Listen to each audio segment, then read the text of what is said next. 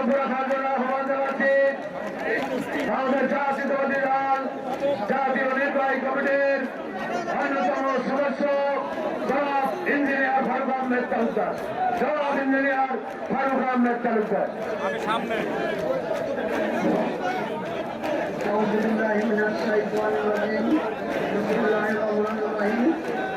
নেতৃত্ব পরিচালনা কর্মের মূল্যবৃদ্ধি সহনশীল পর্যায়ে রাখার দাবিতে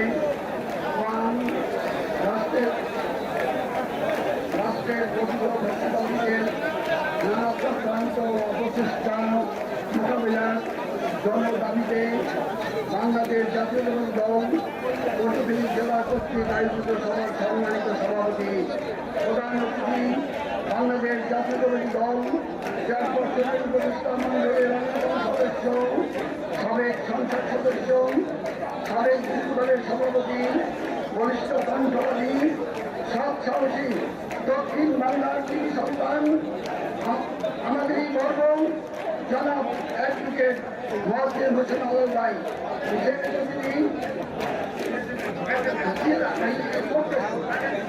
বিশেষ অতিথি উপস্থিত আছেন বাংলাদেশ জাতীয় দলের কেন্দ্রীয় নেতৃবৃন্দ জেলার নেতৃবৃন্দ পটুয়াখালী জেলার বিভিন্ন উপজেলা ও পৌর বিএনপির নেতৃবৃন্দ সহ সকল অঙ্গ সহযোগী সংগঠনের নেতৃবৃন্দ সর্বস্তরের ভাই বোনেরা সকল সাংবাদিক ভাই বোনেরা সবাইকে জানাই আমার পক্ষ থেকে আমার প্রান্তীয় দেশনেত্রী গণ সংসদীয় পক্ষ থেকে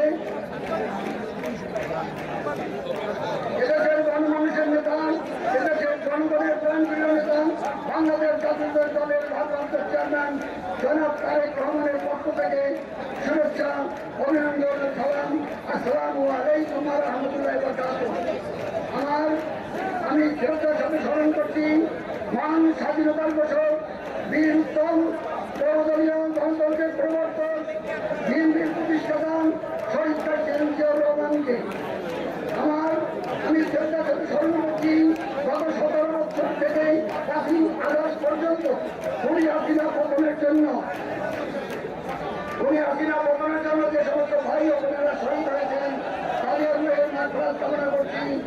আর যারা এখনো অসুস্থ আছেন তাদের সুস্থতা কামনা করছি।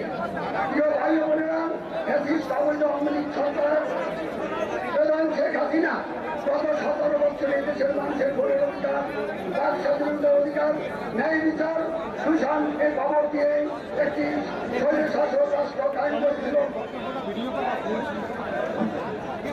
ওই ফ্যাসিস্ট অবৈধ আওয়ামী লীগের সরকার এদেশের মানুষকে কম ধন অন্যায় অবিচার অত্যাচার করে খান করেনি। তারা সর্বস্তরের লুটপাট এদেশের অর্থনৈতিক কাঠামোকে ধ্বংস করে দিয়েছে। জঙ্গল সহ চিরদিনের জন্য এদের ছেড়ে পাঠিয়েছে। আমাদের প্রান্তীয় নেতা বাংলাদেশ জাতীয় দলের ভারপ্রাপ্ত চেয়ারম্যান জনাব তারেক রহমানকে মিথ্যা মামলা দিয়ে নির্বাসিত করে রেখেছিল। আমাদের